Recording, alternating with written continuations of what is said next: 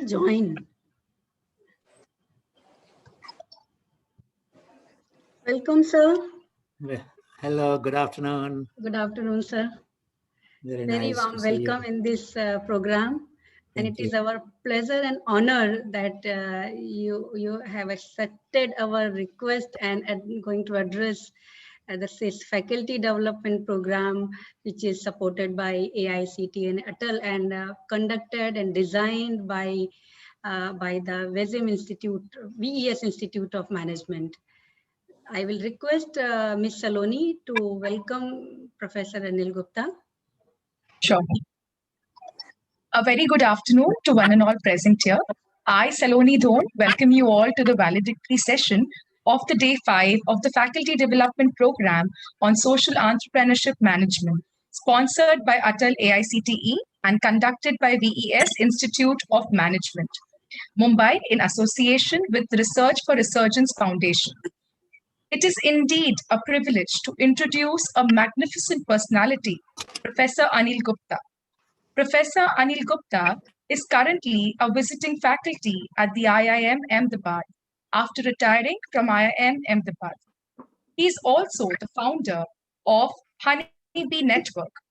His mission is to expand the global as well as local space for innovations at grassroots, link ideas in informal and formal sector, ensure recognition, respect, and reward for creative communities, creating knowledge networks for augmenting open innovations by individuals, institutions, corporations, and countries through frugal, flexible, and friendly empathetic platforms.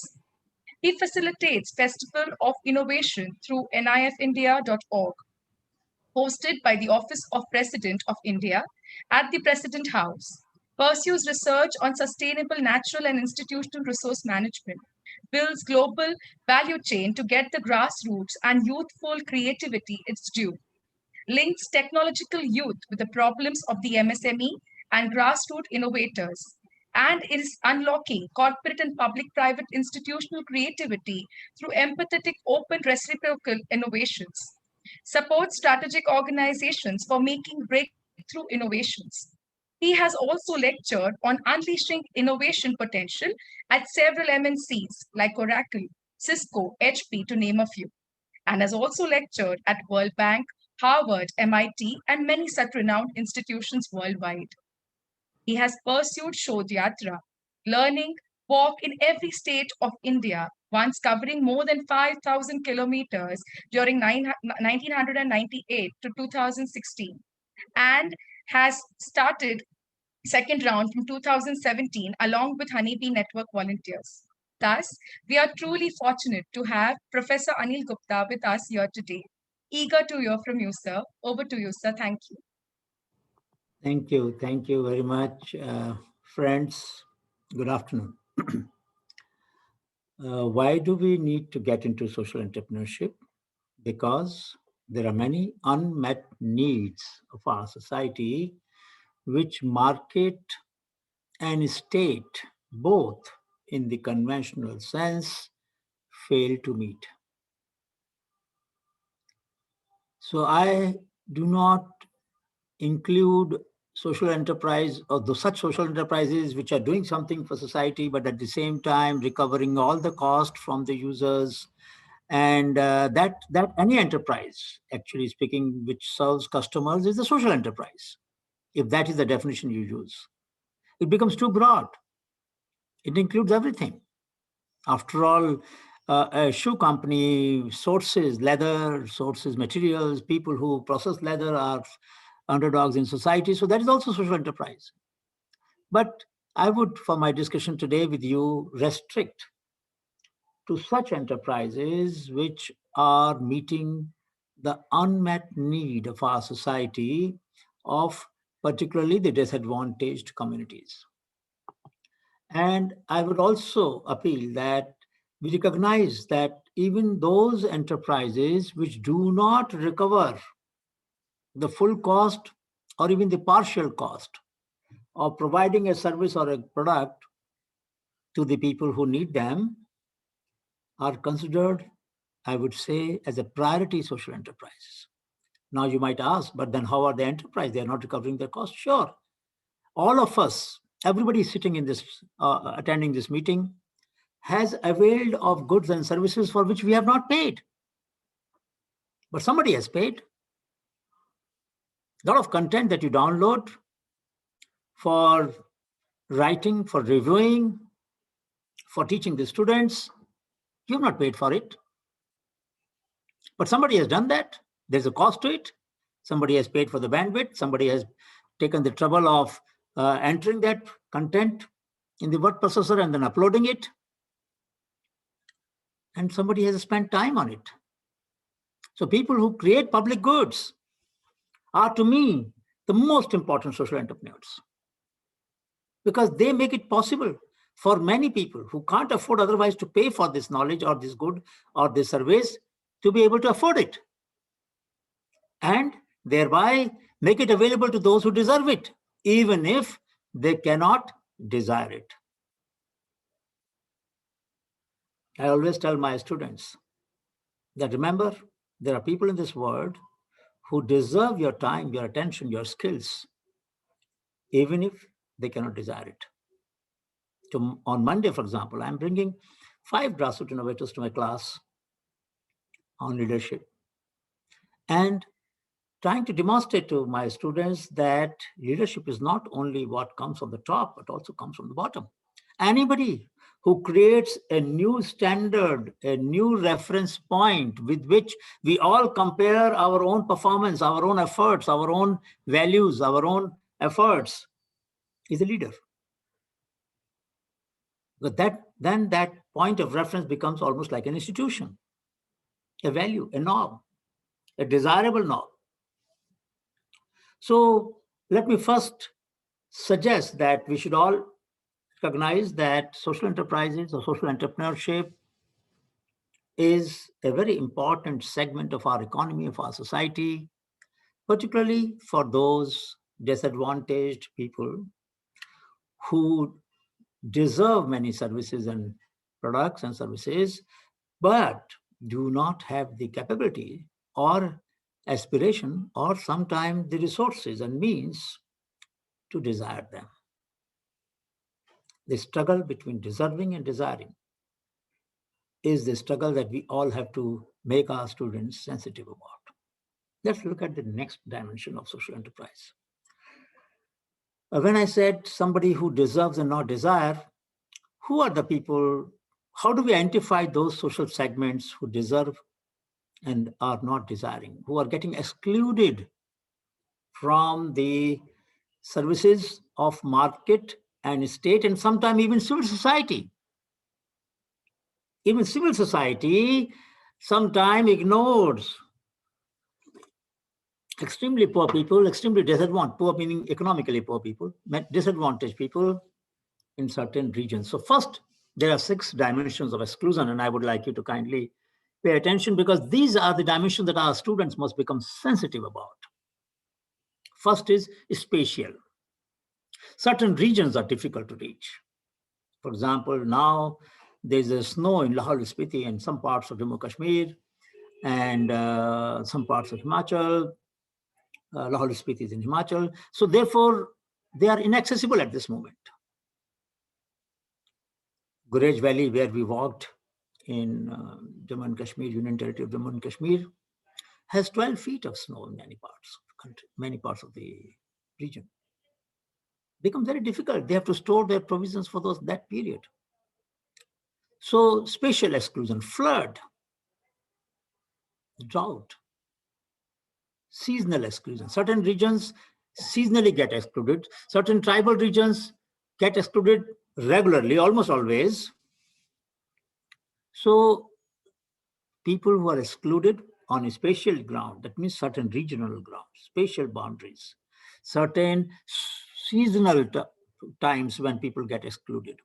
There's a flood in Eastern India, people are marooned. Who will deliver medicines, milk to the marooned households? All around there's water. They're excluded. If an entrepreneur provides services on a boat to such people, That to me is a very, very important social enterprise. Now, some of the people may have money to pay for it, some may not have. Children of those families which don't have money also need milk, also need medicines. And the state, let us say, is not meeting that need. Somebody will have to meet that need. We'll have to raise funds to meet those needs. Whether it is CSR fund, whether it is crowdsourcing, crowdfunding, it depends what measures we take. And all of these platforms that have emerged to widen this definition of the social enterprise. So spatial exclusion, seasonal exclusion, sectoral exclusion. Certain sectors get excluded. For example, handloom. I'm wearing khadi. Now, many people, I mean, after agriculture, khadi is one of the largest job provider, employment provider. And the wages of the workers have not gone up much. So if you look at some of the poorest people, they are among the weaving communities, whether Hindu or Muslim, doesn't matter. And these communities get excluded because there is not much technology that we have developed for them. There is not much innovation that we have done. There is not much services that we have provided. They are under the clutches of the moneylenders, people who give them yarn, also buy their cloth back. So they become almost like a worker, just a worker. They don't own. They have very little stake in terms of owning their enterprises. They're dependent, vulnerable. So sectoral exclusion. Fourth, of course, is very common, social exclusion. So there are certain people who get excluded because of their caste, because of their identity, because of their ethnicity, because of their gender or whatever other reason. And that's social exclusion. Any enterprise which meets the needs of the physically challenged people, which meets the needs of the special need people, which meets the needs of the transgenders or other people, surely is a social enterprise. There's a balance sheet. There's a supply chain. There's the logistics. There's a sourcing. There's a sinking of that supply. And of course, all of it is bound by a balance sheet.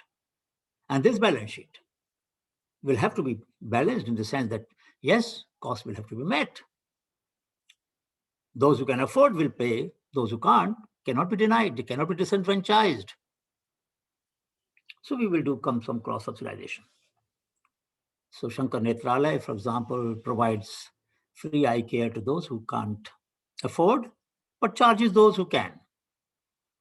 My dear friend Shetty, Narayan Hridayalaya, Devi Shetty, same.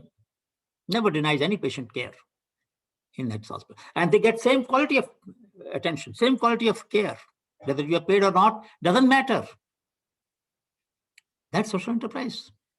What's wrong with that? They're cross-subsidizing. They're overcoming exclusion, social exclusion. The fifth is skill. Certain skills are going out of demand. Certain art forms are getting out of demand. There's no contemporary. In Northeast, almost everybody will have a handloom, and they will have different designs in them.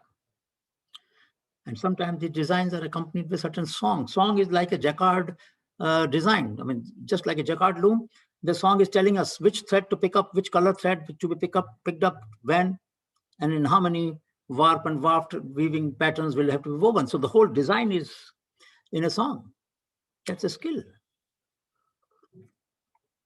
Similarly in Kutch and many parts of India, that skill is getting eroded. How do we include that? How do we rejuvenate it? How do we, in some sense, upgrade it?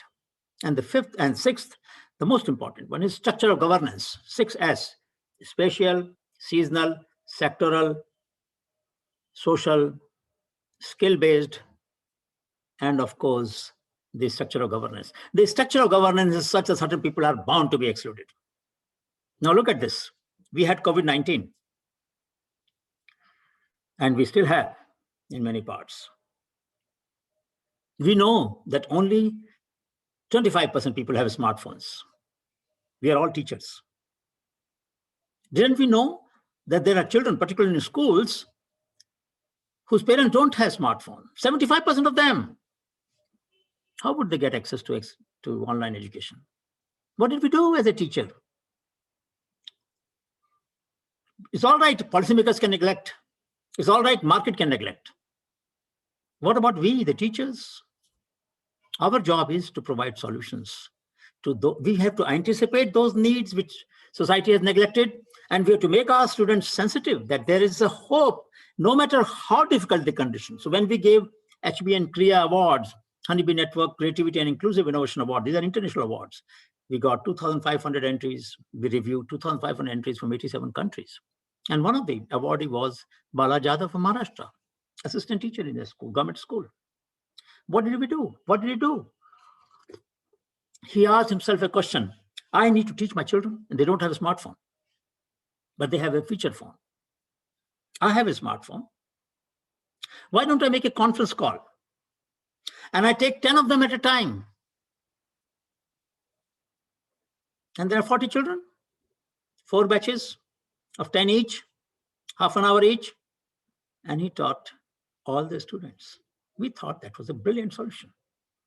He did not depend on any aid from any outside agency. He was entrepreneurial in his disposition. What a great solution. There was another teacher who got consolation award, Ashok Bhai from Banaskantha, North Gujarat. He found that same problem, but he devised a simple, different solution. And he said, all right, so we have cable TV. Talk to the cable TV producer, talk to the studio fellow, talk to the photographer, talk to the videographer, and got lessons made and reached tens of thousands of children through cable TV. Didn't depend on the phone, smartphone. What am I trying to say? I'm trying to say now there can be several options. One, we collect the smartphones from those who don't need them or who have older version and give it to those children. That's one possibility. And ask people to contribute some cost of collecting and distributing. Second, we do the conference call and encourage teachers to do this so that no teacher, no child gets excluded. No one is left behind. What are we talking about social entrepreneurship? If we do not innovate to exclude, as Gandhiji said in the philosophy of Antyodaya, the last person putting first. To me, that's the purpose of social innovation and social enterprise. How do I include the people excluded on these 7 parameters? If structural governance is such that it does not meet the needs of certain kind of people, online education does not meet the need of children who are out of internet zone, or students for that matter who are out of internet zone, or who do not have a smartphone. And we need to reach them. They deserve the same quality of education as anybody else. It is not their fault that we are using a method of teaching which does not reach them. It is our responsibility as a teacher to reach them. We must find ways of reaching them. So there are many other solutions that emerged, of course, many of you know them. Loudspeakers were used in the villages by teachers and many other things were done. So structure of governance, the norm, the rules are such. For example, you have a norm of providing a health worker for 800 people or 1,000 people. In high population density regions, 1,000 people are within a village. In Jaisalmer or in Jodhpur, rural Jodhpur, Rajasthan, 35 persons per square kilometer density. Imagine how much area you have to cover for 1,000 people.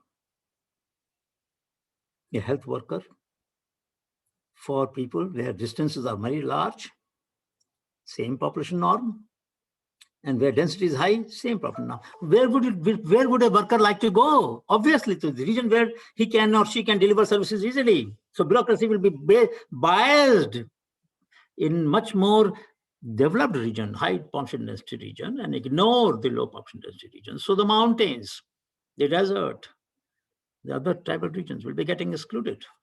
Nobody goes there for teaching them. Or very few people will go. National workers will not go. There will be very few there to serve the needs of sparsely located people. These are problems in governance. These are by design. Exclusion by design, not by chance. Not because people are less aspirational or less hardworking or less deserving. They are as much citizen of this country as anybody else.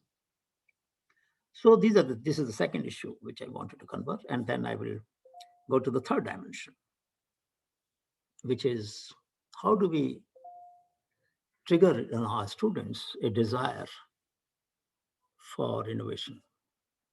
and convert some of these innovation into enterprise. So we use a triangle. Many of you might be familiar with this. We use a triangle which converts innovation, investment, and enterprise. Innovation, investment, and enterprise. How do you do that? Let me show you the triangle. I will quickly get it. Yeah. So can I share? I think I should be able to share. Yeah. So let me share this. Now this is the triangle. You can see, I'm sure. I call it golden triangle, Gyan's golden triangle. Gyan was set up in 97, Srishti was set up in 93, NIF was set up in 2000. And why did we do that? Why was Honeybee Network creating this institutional ladder? So when we created 97, this network, we realized that it's not enough to document innovations, social innovations. We must find somebody to invest intellectual, material, financial investment, and somebody to convert them into enterprise, economic, social, cultural, ecological enterprise, whatever. How do we do that? Because all the three vectors will not converge in one person all the time. I may be good in innovation, but I may not be able to make repeatedly, batch by batch, consistent supply of product or service. I'm an incorrigible improviser. I keep on modifying my solution. There are many innovators, grassroots innovators are like that. We need entrepreneur. We need investor. And there is a transaction cost, ex-ante transaction cost. I'll not get into detail, but I'm sure many of you are familiar with, those of you who have economics background would know that there are 4 ex-ante transaction cost and 4 ex-post transaction cost. These costs must be met. If these are not met, they will be transferred to the weaker section. So just quickly mentioning, the ex-ante transaction costs are searching information, finding supplier, negotiating, drawing up the contract. These are the 4 ex-ante transaction costs. Compliance, ensuring whatever contract we have signed can be implemented. Discounts, side payments, inducements if the original terms or condition don't work. Conflict resolution if our transaction is not going ahead. And redrawing the contract if nothing works. These are the 4 ex-post transaction costs. Now, if these transaction costs are not met, so how do we meet them? To give an example, when we create open source databases, and we are probably the largest provider of open source content, I'll just mention quickly. Then these databases are reducing the cost of finding information. So techpedia.in, for example, has a database of 200,000 2 lakh engineering projects. 5.5 lakh विद्यार्थियों द्वारा किए गए पूरे देश के institutions. Why did we do that? Because no student should do what has been done before. And you know what? I'm going to say something that might embarrass some of you. But I must say this, because at every opportunity when I get to talk to teachers or students, I must share this concern of mine, which is that do we ever monitor our download to upload ratio? If you want to reduce transaction cost of the innovator, transaction cost of the investor, transaction cost of the entrepreneur, transaction cost of our students, then we obviously upload. We need to upload our content, no? So what is our download ratio and what is upload ratio in the last week? Download must be 1,000 times more than upload, I'm sure, for all of you. Isn't it shame? Pardon me for using this phrase. We want to be a global knowledge leader and we are the biggest consumer of global knowledge, but not provider. How can a society be a leader in the world if it is only consuming the global produced content and not sharing the idea? So every student project must be uploaded. Must be uploaded. At least the abstract, if not the full project. Let other people know what your students are doing. So I'd make it compulsory for my students to upload the synopsis of their blog and in as many cases as possible, full project report. Sine course, I say, the institution, innovation, social institutions, knowledge at grassroots level, AICTE course, agribusiness leadership course, whichever course it is, they have to share, Sine course. They have to share the abstract with the world at large. And wherever possible, full reports must be available so that if somebody asks for it, unless it is an enterprise that you're going to set up, I should share that report. In a few cases, 5-10% cases, I will maintain confidentiality because you're going to spend your life on that. The rest of the cases must be in public domain. So if they go in public domain, the search cost goes down. Then they can all, and if you give the source and the email of the concerned student and faculty concerned, then the supplier cost is, finding supplier goes down, because I know who I can write to get the full information or getting guidance on that. I want to spend my life in area that your student has identified. Why shouldn't it be possible that your student innovates or provides an innovative idea? Somebody in South Africa looks at that and wants to set up an enterprise, and somebody in England or USA wants to invest in that. That is what is globalization, grassroots to global, G2G model of social innovation and enterprise. G2G model, innovation at grassroots in one country, one region, one university, one college, entrepreneur from another college, another institution, another country, investor from third college, third institution, third country. This is what we want to happen. This is my dream. That's what Honeybee Network wants to do. So we created many databases. We have created one database with UNDP called as GRID, grid.undp.org.in, which provides you the coordinates, contact information of the innovators.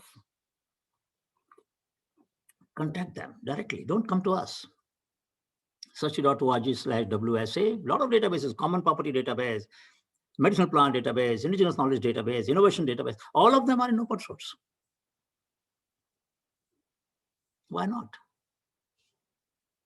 So if we want to make this triangle happen, which is the heart of the social innovation and enterprise, we will have to connect the three vectors: innovator, investor, and entrepreneur.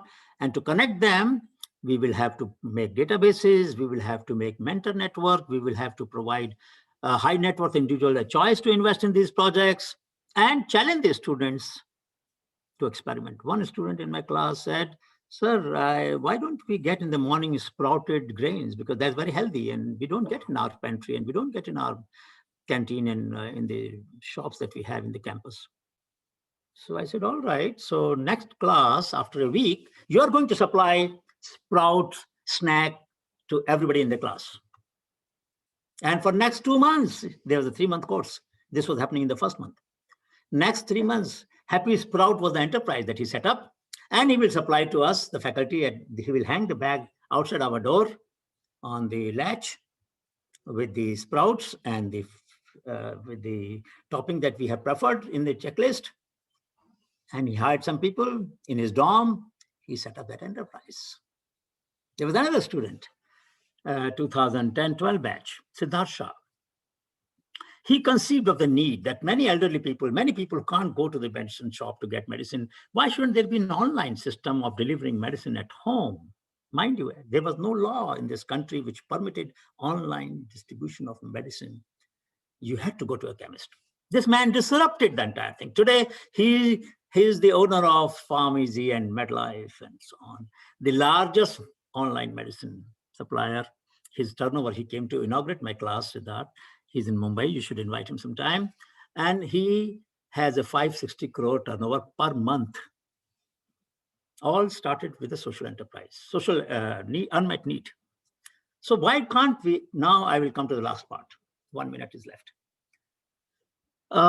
Let us try that in every institution where you come from, you set up an innovation club. Whether you call it Honeybee Innovation Club, you call it Wellington Innovation Club, I don't care what name you give it.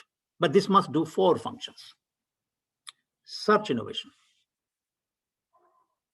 spread innovation, celebrate innovation, invite innovators to the classroom, social entrepreneurs to the classroom, celebrate it.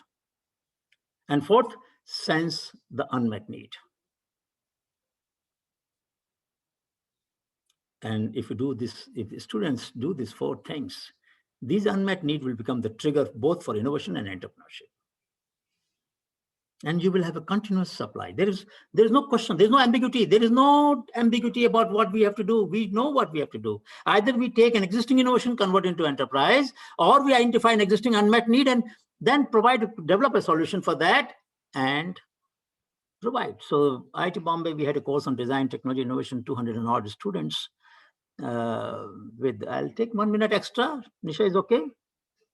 I want to tell this story. Yes, sir, you have till 4 o'clock. No, but I want to close and then So then enough we'll time for take discussion. question and answer. Then we have Yeah. take question. So therefore, so there was, I asked a question, and I must request you all to ask this question to your students. I said, who eats the coldest chapati in the family? Mother, sir. Mother. Deepak, एक बात बताओ यार, माँ ने कोई गुनाह किया है? Has she done some crime that she must eat the last and she must eat the coldest food? No, sir. No, and yet this is what is happening. We talk about gender sensitivity. We talk about fairness in society. We talk about social justice. We talk about social entrepreneurship. And in our own families, we are party to the crime that we are all committing. So we said, all right, if that is a fact, what should we do? So we said, each one of you, and there are 200 students, each one of you will have to cook. And I did it in IMA also, same thing. In my class, I said, each one of you will have to cook and feed your mother hot food. No matter what she says, you have to insist. Just as she insists, nahi beta garam kha lo, main baad mein kha lungi. You will now do the same thing to her. And you have to upload the first chapati that you made, and after a week, what you could achieve, the skill that you developed. And it was done. I'm very happy. There is an enterprise here, Sunshine, which apparently does this. I don't know, but probably. So what happened then? Each of this student made chapati. I said, look, not only that you learned something, which you will do with your spouse, you will do with your mother, but you also got blessings from her, that there is some concern. What kind of values are we teaching if we do not even encourage sensitivity about this injustice that is going on around us all the time? And we become quiet. When we see discrimination and we keep quiet, what kind of justice, what kind of sensitivity we are developing? Samvedana says Srijanshilta. Samvedana is what? Samvedana. When we feel the pain of someone as intensely as that person feels it, it doesn't remain that person's pain, it becomes my pain. When I try to address that pain through Srijanshilta, through creativity, that becomes Samvedanshil, Srijanshilta. Now, Samvedana is within. The only word in English is equivalent, nearly equivalent, not exactly, is empathy. Empathy is for others. Samvedana is within. Please understand, language shapes the habit of thought. We must be very careful about that. We should use those words which convey our feelings. And if they are from our language, so it be. Don't hesitate in using words from Telugu, Gujarati, or whatever language that we are proficient in, because that language makes us sensitive to feel certain problems, we have certain feelings, which I don't have a word to communicate in English. And I'm a Hindi medium person. I never studied English medium. I got very poor marks in English in my higher secondary. So in any case, my knowledge of English is deficient in that regard.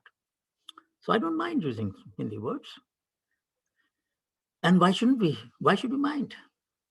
So what the point I'm trying to drive home is that let's try to make our students Samvedanshil. Samvedana within the home, Samvedana society.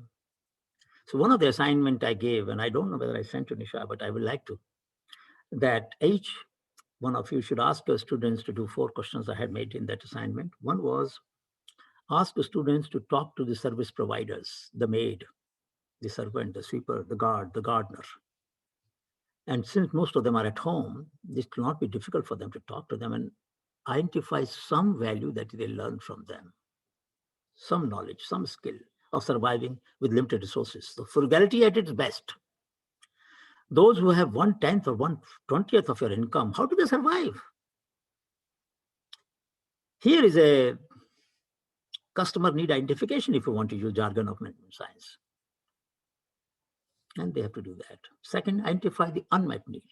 First, identify something by which they survive, their solution, their traditional knowledge. Second is to unmet need. Third is to see whether you can convert some of those needs into solutions, so your own creativity. And fourth, if there is anything that you feel must be shared with them from other sources, share it with them. So it is possible for us to expand the domain of social enterprise in a very samvedanshil manner, full of samvedana, so that our students are able to move. Not all of them will become entrepreneur, that I understand. But they can support those who want to become entrepreneur. That's what I tell my students. I said, I understand you're taking a lot of loan, you need to pay that loan. I understand that. But the thing prevents you from spending a few hours a week to help those who still want to do what they want to do. And they are meeting a very important need. You can contribute to them. You can contribute to their efforts. You can make business plan for them. You can do fundraising for them. You can do supply chain management for them. You can do so many things for them. You can make their websites. You can make their communication package. You can help analyze their financials and see whether their credit and cash sales are in proper ratio or not. So many things can be done by these students. So we should encourage our students to get engaged with the unmet needs of our society and see if either they can convert into enterprise or somebody else who's doing it, can they join hand with them. I'll stop here and hope that some of these ideas will add to what you already are doing. I'm sure all of you are doing wonderful work, but maybe this can help strengthen your efforts. Thank you so much. I will invite any question from the participants. Few questions, not many, but few. So before the question answer, Deepak, just 1 minute. Hello. Just one information before the question answer. I just posted the link of the one YouTube lecture of Professor Gupta. There's a full course available on the NPTEL website, IIT Bombay, Professor Anil Gupta, Grassroots Innovation. If you search in the YouTube, you will get, I think there are 20 lectures, sir.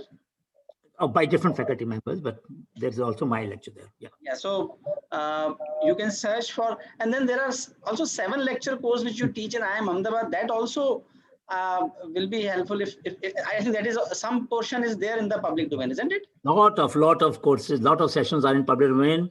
I try to webcast many of my sessions because I believe that those who can't come to IMA should get access to my classes.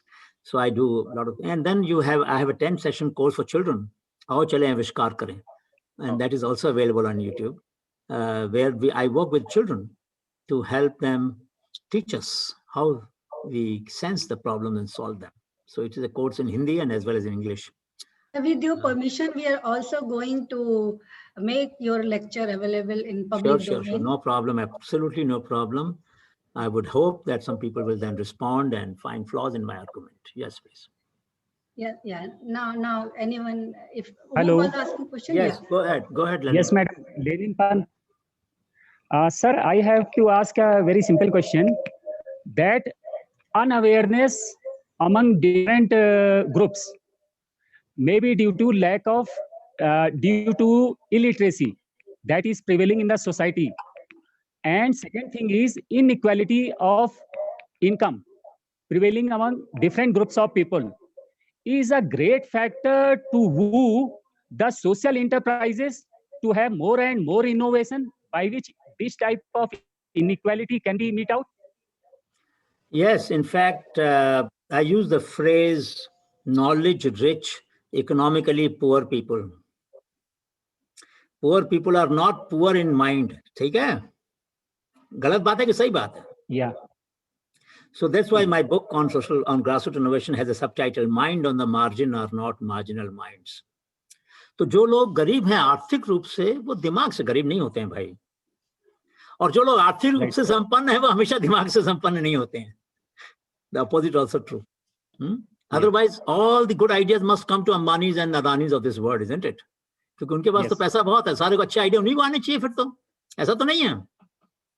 Right. If they have to use a walker in their home for their mother, they will have to rely on the design of little girl in Patna. Name will come in a second. I'm just skipping it. So she developed the walker, which has adjustable legs. So अगर सीढ़ी पे चढ़ना है, शालिनी कुमारी, सीढ़ी पे चढ़ना है तो आगे की लेग्स छोटी होनी चाहिए चढ़ते वक्त, जब उतरना है तो लंबी होनी चाहिए ताकि आप बैलेंस मेंटेन कर सकें. ऐसा वॉकर दुनिया में कहीं बना नहीं है भाई.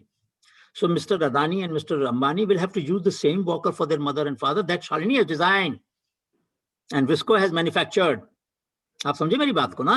तो जो सॉल्यूशंस गरीब लोग बनाते हैं उनसे खाली गरीबों की समस्या हल होती है ऐसा नहीं कह रहा हूं मैं, अमीरों की समस्या भी हल हो सकती है. तो please don't think that those who are poor और illiterate, I mean we have so many solutions by illiterate people. Illiterate doesn't mean uneducated.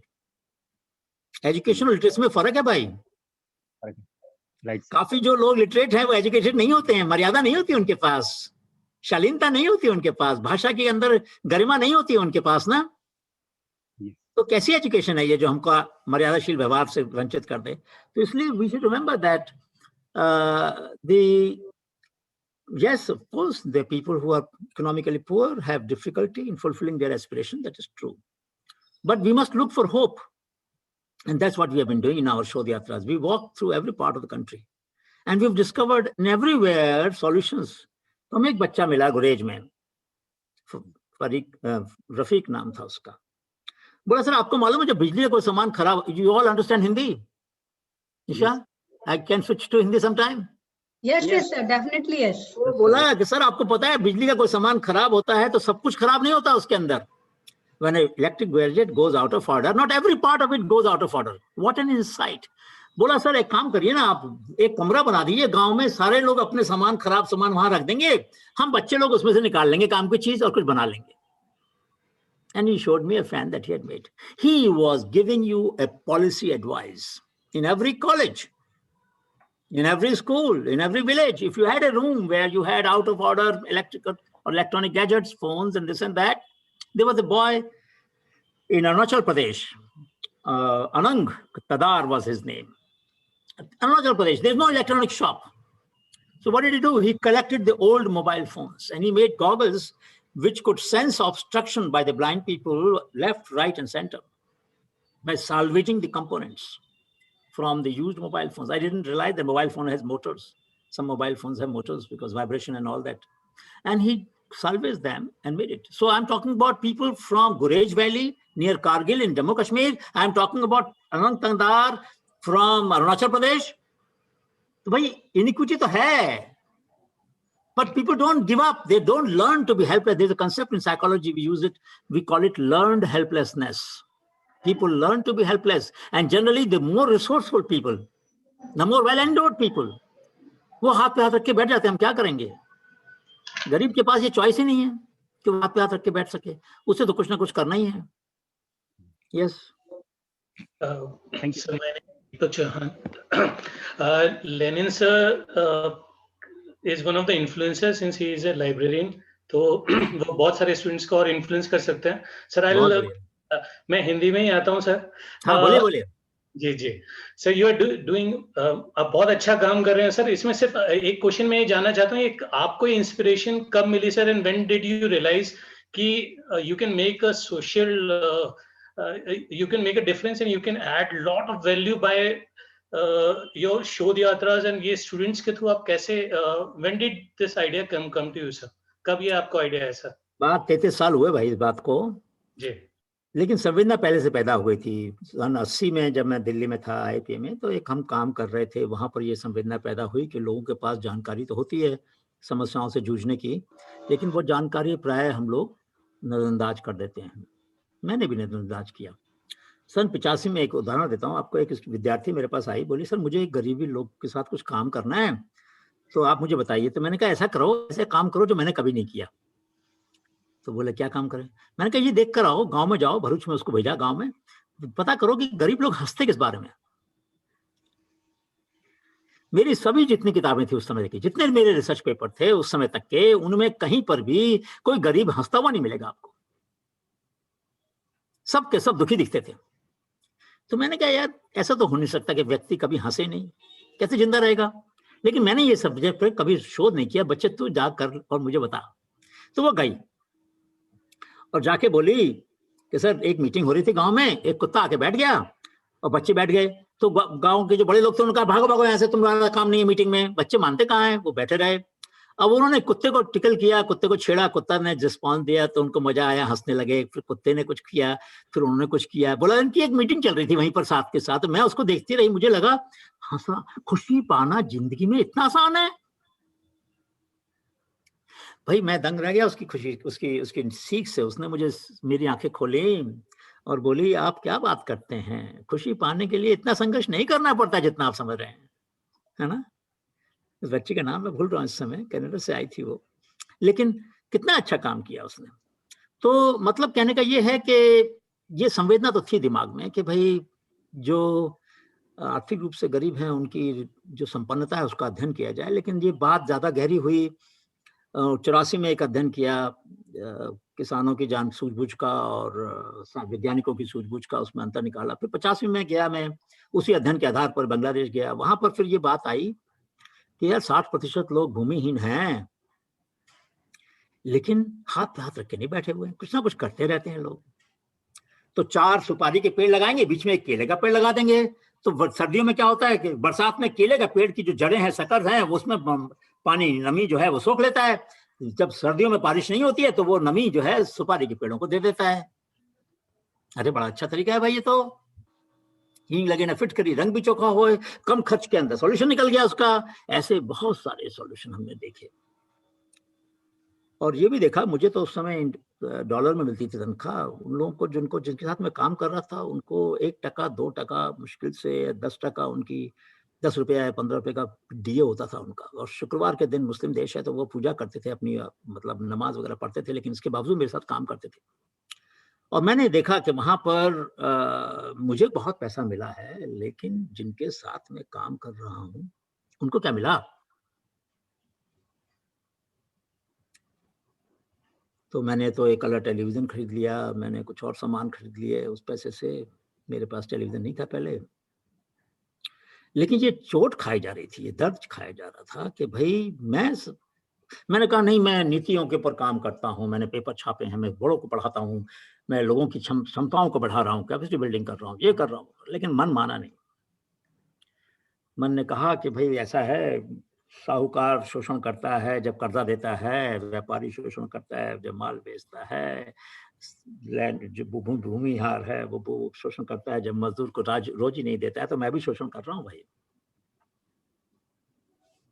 मैं कहाँ अपनी जो आमदनी है उसका कितना हिस्सा मैं बांट रहा हूँ उन लोगों से जिनके ज्ञान से मैं संपन्न हुआ अपने समाज में, अपने प्रोफेशन में, अपनी नौकरी में, अपनी जो जिंदगी में। तो अब ये वापस करना पड़ेगा भाई, कर्जा हो गया बहुत ज्यादा, कर्जा हो गया ज्यादा, और जिंदगी कितनी है पता नहीं, तो इसको अभी से शुरू करना पड़ेगा। तो फिर शुरू किया और हनीबी नेटवर्क की स्थापना की। हनीबी माने वो मधुमक्खी जो फूलों का परागीकरण करती है, अपने पास नहीं रखती है, पर जो संचय करते वो भी दे देती है, एक फूल से दूसरे को जोड़ती है। तो हम सब अगर मधुमक्खी बन जाएं अपने जीवन में, तो ये तकलीफ जो मुझे हुई थी वो नहीं होगी फिर दीपक जी।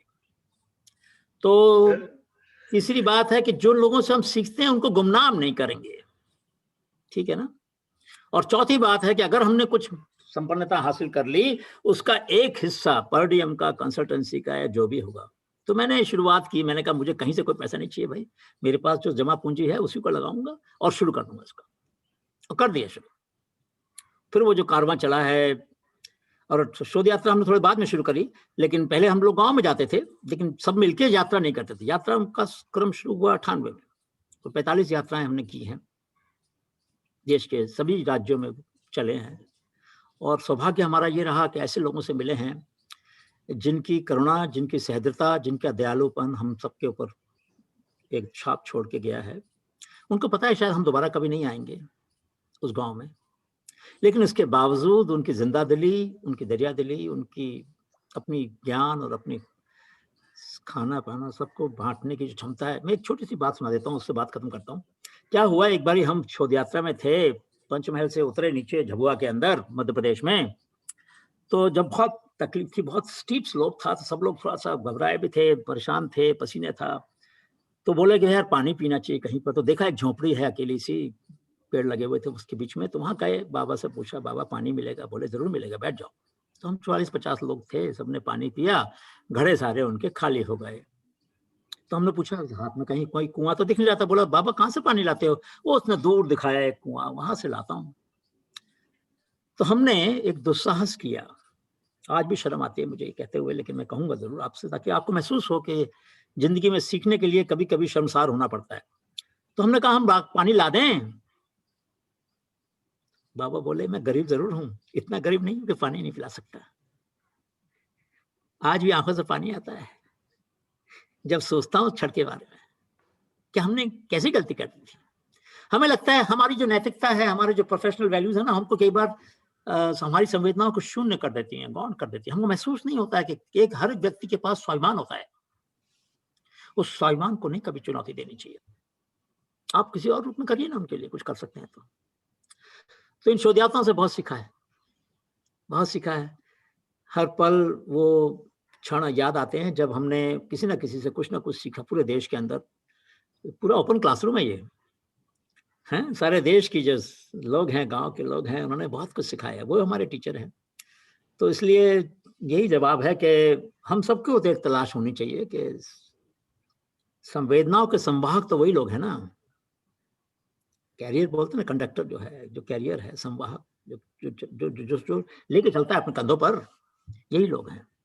तो कभी कभी जो आपका अटेंडेंट हो, जो आपका चपरासी हो, उससे पूछ लेना चाहिए कि भाई तुमसे भी बैठ के बात कर लेते हैं, आज बताओ जरा तुम कैसे अपने गांव में जूझते हो समस्याओं के साथ। तो उसको अच्छा लगेगा कि चलो मेरे पास भी कुछ है जो मैं सिखा सकता हूँ। तो एक माइका के कुछ विद्यार्थी मेरे साथ काम कर रहे थे, उनको एक असाइनमेंट दिया कि जाओ अपने सर्वर जो है, तुम्हारे जो सेवक हैं, उनसे बात करो। तो एक पिंकी थी, उनके घर में 5 साल से काम कर रही थी, सफाई का, कपड़े धोती थी। तो उसने बोला, जो ही उसका नाम था स्टूडेंट का, उसने बोला पिंकी से, मुझे बताओ ना, कुछ प्रोफेसर ने काम दिया है, मुझे उनको चकित करना। उन्होंने बोला जो मुझे चकित कर देगा, सरप्राइज करेगा, उसको नंबर मिलेंगे। तो बोली अपने प्रोफेसर को बोलना कि जब दूध पीते हैं, जब पानी पीते हैं तो बैठ के पीना चाहिए, और दूध पीते हैं तो खड़े होकर पीना चाहिए। अब ये बात तो मुझे नहीं मालूम थी भाई, हैं? उस पिंकी ने जूही को सिखाया, जूही ने मुझे सिखाया, मैं आपको बता रहा हूँ। मतलब देखो ना, ये क्रॉस पॉलिनेशन हो रहा है आइडियाज का। यही है हनीबी का काम, शायद काम आए। बढ़ाइएगा इसको, नेटवर्क को बढ़ाइए। आपके सबके, आप सब हनीबी हैं, आप सब हैं। ये नेटवर्क मेरा नहीं है, ये हम सबका है। Right sir. इनफैक्ट सर, कल ही मैं ग्राफिक यूनिवर्सिटी देहरादून में हूँ सर। जी। आपसे एक बार पहले यूनिवर्सिटी ऑफ पेट्रोलियम के थ्रू मैंने कांटेक्ट करने की कोशिश की थी सर, फिर मैं बाद में नहीं हो पाया शोध यात्रा के लिए सर। कल ही इनफैक्ट मैं बच्चों के साथ मिल रहा हूँ जो एंटरप्रेन्योरशिप क्लब के हैं, और हम लोग कल ही हमारा इनोवेशन क्लब स्टार्ट कर रहे हैं सर। बहुत बढ़िया, बहुत बढ़िया। Search, spread, celebrate innovation and sense the unmet need, ये चारों काम कराइएगा उनसे। Right sir. और वहां पर बहुत कुछ है जिससे वो सीख सकते हैं। जी सर, जी। Sir, we want to understand the story about your water and milk, sir. So what I was saying that the maid servant told that student Juhi that when you take water you should sit down. Okay. But when you take milk you can stand up. What was that story? The logic is that when you take milk, the way fat is processed, the way milk has fat, protein, and solid not fat, I mean, the whole intestine should be oiled with it. So when you sit down and take milk, it doesn't pass through the entire intestine in a manner that it should. And therefore you have milk also in some sense neutralizes your gas. You know, you must have seen that acidity when acidity, you're supposed to take cold milk. Yes. So it helps in, neutralizing a lot of acids which are released in our intestine. And therefore makes the pH even so that we don't feel gastric trouble. So there is a science in it, which somehow we ignored. And the point was that this maid servant was teaching us a lesson, very valuable lesson of life, which we otherwise miss. So what I'm trying to say that if you give this assignment, Nisha, did I send you this assignment or not? No, sir. No, sir. I'll just give it to you, and I will also paste it on the chat so that you can share with everybody. Okay. And sir. my suggestion is that this is a simple assignment that every student can do. It's not difficulty. This is very, very simple. The questions have to be asked from the people whom we have taken for granted for all these years. Okay. So if you give these questions to them, you will notice that it will open their eyes, but it will also open our eyes. Yes. And this is the logic of this. So my only suggestion is that if you do this, this will encourage our students to ask questions and respect respect the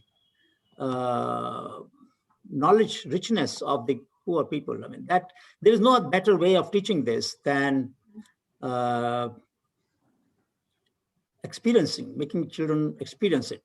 So just give me a second and I will show you. So,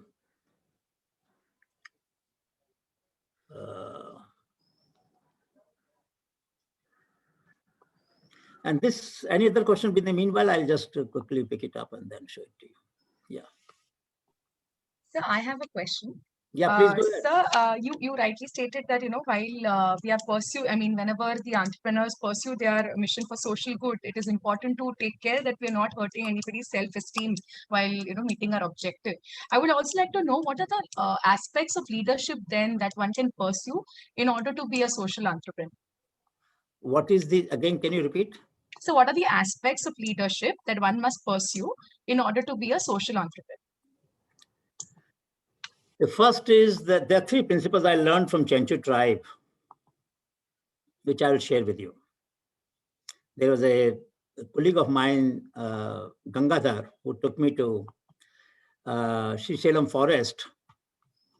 Am I online still? Yes, sir. Yes, sir. Yes. Yes, sir. Okay. I'm from the same place, sir, from Dindi. Okay, so Mehboob Nagar. Dindi, yeah, Mehboob Nagar. Mehboob Nagar, right? Yes, sir. Yes, sir. So I will post this. I posted half of it. I'm sending it to Nisha. Nisha, you will be able to mail it to everybody, isn't it? Yes, sir. Yes, sir. So that's better that I post it because I can't paste all of it. No, sir. Mail me, then I will share with everyone. That's better. So just give me 1 second and I will do that right away because I don't want to defer it, Nisha. So here it is. So here the Nisha.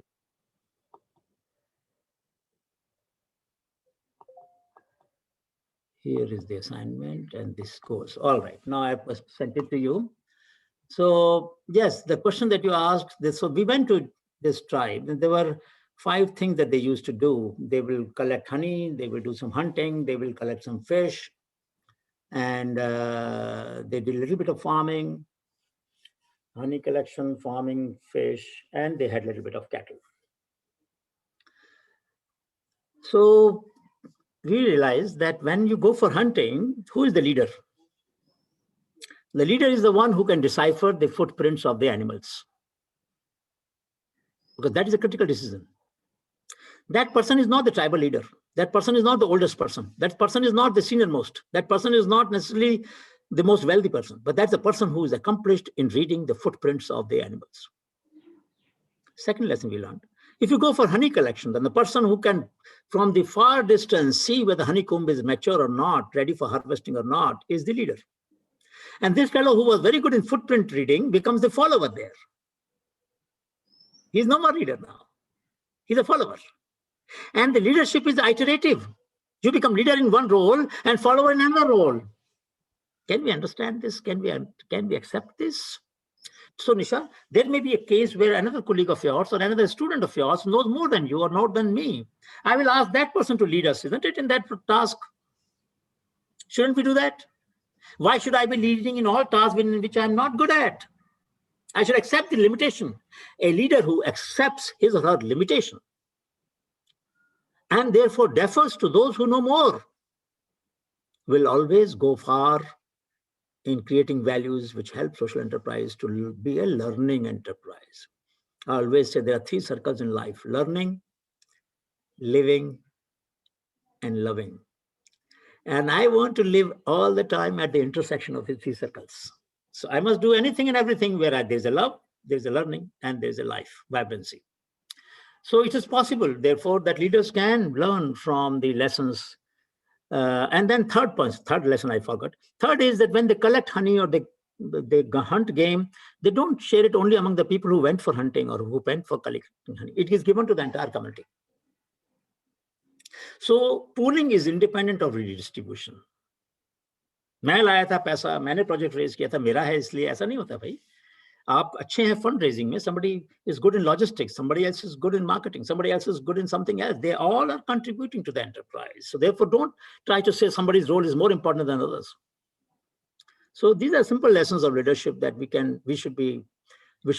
should accept our limitations. We should be willing to be a follower if we want to be a good leader. And we should de-link the pooling and redistribution. We shouldn't claim that it's all because of us, because obviously you have only one skill or some skills better than others, but there are other people who are better than you in those skills. So respecting the differential strength, I mean, distributed leadership is the way to go. Distributed leadership, different tasks, different leaders. That's the role. Thank you so much, sir. One of our PhD students is working in this field of shared leadership. And this is exactly the same thing, but unfortunately, there are not many Indian references in that as it happens mostly. This is the point you mentioned. Let me tell you that, I mean, now that you have said this, when we teach our students and they do assignments, and most of the references they cite are always so-called Western references, because that's where the sharing is much more. And we don't share our ideas. All my papers practically are in open source without any need for acknowledgement also. And my blog, anilg.session3.org. So I don't even care whether anybody acknowledges or not, because I've passed that stage. I don't need to be bothered about that. And in fact, nobody should be bothered about that. So putting content in open source, my course outlines, my content, whatever we pool, the projects, all of this is shared. And I would prefer that we do that so that students get material from within the society, but also from outside, which they can cite in their reports. So that would be helpful. We have many examples of distributed leadership in our society, not one. But this is little different. Tribal? Can you name the repeat of that tribe? Chanchu tribe. Chanchu. The only food gathering and hunting tribe on the mainland. In Andamans we have, but on the mainland, he is the only tribe. Yeah, but that's spread across right now in Karnataka, Odisha also, sir. But they are settled one. There are some who have so the hardcore are from the right place. Yeah, Sri Salem only. Yeah, that's right. Sri Salem forest. They are the ones who are, some of them who are a little far inside, deep inside. They are the ones who are following this practice. Yes. Those who are on the roadside have internalized the rationale of our life. You know? Yes. Yeah, very true, sir. In fact, we can even see them actually. That's right. That's right. So therefore, when you go inside the forest, you meet them. Yes.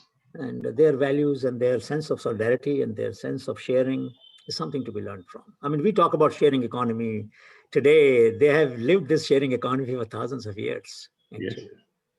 So, Saloni is working on leadership style of social enterprise and social entrepreneurs. So I think she has got many input in today's class, and I think she can pursue her PhD in now in your direction, what you have given today. And that's wonderful for her. So Saloni, you got many clues. I would request Saloni also to pay attention to social innovators and social entrepreneurs in our everyday life. People who create public goods, people who sometimes do anonymous service also. They're also social entrepreneurs, you know, bring new ideas, bring new concepts. Don't get bound by the definitions that Americans or Europeans have given. They have done a good job of what they have done, but that should not restrict our imagination. Our society is very rich. I'm not a parochial. I'm a universalist. I will take good ideas from anywhere, but I would not ignore the good ideas from my society. Yes, sir. Just because they're not published doesn't matter. Oral communication, personal communication, don't we cite personal communication? We should. So if there are good references, good examples, I mean, we did a study, one of my colleagues, Chetan, did a study of 200 bird feeding platforms. चबूतरे बोलते हैं उनको, जहाँ चिड़ियों को दाना डालते हैं. So he found one community platform where they had plastered the cement floor with a clay. तो उसने पूछा, चेतन ने पूछा, भाई ये सीमेंट के फ्लोर पर, फर्श पर आपने मिट्टी का लेप क्यों किया है? बोला ऐसा है, जब हम दाना डालते हैं ना, चिड़िया दाने को खाएगी, अगर सीमेंट होता ना तो उसकी चोंच घिस जाएगी. मिट्टी से उसकी चोंच घिसती नहीं है. Can you imagine a society which cares about the beak of the bird, that it should not get worn out if the floor was only cement and not plastered with clay? That is the sensitivity our society has. And I'm sure every society has such examples. But scholars very seldom spend time with such people or such communities or such innovations. And therefore, they don't fertilize their research and their writing and their scholarship with those insights. My appeal to all of you is connect with the society at large. Spend time with people. Sant Ravidas was a cobbler, you know. He became a sant because of the way he devoted himself to shoe repair, shoe mending business, and became a saint. So in our culture, anybody can elevate to the leadership position. Just whatever you do, if you do it so well that you distinguish, you stop the distinction between my and mine and ours, you become a leader. And there are so many examples of leadership of this kind in our society. So my suggestion will be to Saloni to look at different examples of leadership. Pick up examples from daily life. Look at those who have commanded tremendous social respect because of something they have done differently, something they have done better, something they have done selflessly. And even if they could not convert that into a sustainable enterprise, if the practice continues because society is contributing, then it's a distributed leadership. That means even if they go away, somebody will contribute that to continue that process. And what else? That is sustainable enterprise, isn't it? That activity is being done sustainably. Bring new definitions, new dimensions. I'm sure she will do it. Absolutely, sir. Thank you so so much. If anything So I else, think anything which we are from VESIM, we will plan or organize. The name would be Samvedana se Srajanta. बस बहुत बड़ी सृजनशीलता, संवेदना से सृजनशीलता। और उसमें एक बात ध्यान रखिएगा कि जो एक्सीलेंस चाहिए ना, अगर आपको उत्कृष्टता चाहिए तो स्वांत है सुखाए, यानी कि अपनी खुशी के लिए जो काम हम करते हैं ना, वो सबसे अच्छा काम होता है। स्वांता सुखाए, स्वांत है सुखाए। जो मोटिवेशन जो होना चाहिए लीडर का, वो होना चाहिए स्वांत है सुखाए। मैं किसी और से मुझे तारीफ चाहिए इसलिए मैं करूंगा उस काम को, मैं करूंगा इसलिए कि मुझे खुशी मिलती है, बस। यस, बिल्कुल वो एक ऐसा मोटिवेशन, ऐसा इंसेंटिव है कि दुनिया में कोई छीन नहीं सकता आपसे वो, और कोई दे नहीं सकता आपको वो। तो इसलिए आप ऑटोनोमस हैं, आप स्वतंत्र हैं, क्योंकि आपको वो सुख अंदर से ही मिल सकता है, बाहर से मिलेगा ही नहीं वो सुख। किसी की तारीफ से या किसी की आलोचना से ना तो वो सुख कम होगा ना तो बढ़ेगा। तो स्वांत है सुखाए की भावना से करना है काम, तो फिर आप देखिए। Sir, I think 3-4 years back we met in IIT Bombay one program, and that time you told me, I'm just sharing, कि मैं जो भी करता हूँ अपनी खुशी के लिए करता हूँ। हम दोनों, मैं और आप बात कर रहे थे, बहुत ही फ्रैक्शन ऑफ सेकंड के लिए मेरी बात हुई थी आपसे, और उस समय मैंने कुछ आपसे पूछा और आपने यही मेरे को जवाब दिया कि मैं जो भी करता हूँ बस मैं अपनी खुशी के लिए करता हूँ। And from that day, I just taken that word, और सच में से मैं भी जो करती हूँ अपनी खुशी के लिए करती हूँ। बहुत बढ़िया, बहुत बढ़िया, गॉड ब्लेस यू। और उससे बहुत कुछ फ्लरिश हो रहा है सर, बहुत फ्लरिश हो रहा है, क्योंकि और हमारे सतीश सर ने अभी ज्वाइन कर लिया है। मैं भी ही ऑलवेज से सेम थिंग, जो करो अपनी खुशी के लिए करो और उसको एक्सीलेंस में करो, किसी की तारीफ के लिए मत करो, कोई तारीफ करेगा वो नहीं करो। तो वो एक आपके साथ जो मैंने बात की उस दिन, वो मेरे लिए बहुत बड़ा मैसेज था। उसके बाद से मैंने आपके सारे लेक्चर्स सुने जब मैं अपने घर से कॉलेज आती हूँ, ड्यूरिंग माय ड्राइव और when I am in a taxi. तो मैंने सारे लेक्चर आपके यूट्यूब से घर से जाने के पहले मैं डाउनलोड करती थी और फिर वो पूरा 1 घंटा आपके लेक्चर सुनती थी। Oh my God. आपने बताना चाहिए था ना, कुछ आलोचना करनी चाहिए थी, भेजना चाहिए था अपना प्रतिफल, कोई feedback. So that's how sir, ये जो डेवलप किया सोशल एंटरप्रेन्योरशिप का, जो लाइकिंग एंड शेयरिंग, ये सब वहीं से सर शुरू हुआ। और बाकी इसको खूब आगे बढ़ाइए और कोशिश करो कि जो विद्यार्थी हैं उनको चैलेंज करो, चुनौती दो, और उनको आराम से बैठने मत दो, अपेक्षाएं बढ़ाओ। एक टीचर के पास अपेक्षाओं के अलावा कुछ नहीं होता। Only thing we can give to our student is our expectation. Bhan Prakash, this is what I have learned in my life. Yes, sir. Very much, sir. In fact, I'm so proud today. In fact, my ideas have completely changed right now. In fact, I should thank Dr. Nisha ma'am to bringing us here today. I mean, it was really honor, and I'm not going to leave you, sir. This journey just started. Probably I've been listening on you, on your entire programs. But I think now we are connected, and it's a great honor for me, sir. Thank you, Nisha. Thank you. All the best. Good luck to all of you. I have sent the assignment, so you can share that with the faculty, who can share that in turn with the students. Thank you, sir. And Thank you. I'll be very happy if they send us a spreadsheet in which students can fill in their ideas, responses, and I'm sure I'll learn a lot in the process. That is great. my piece for the day.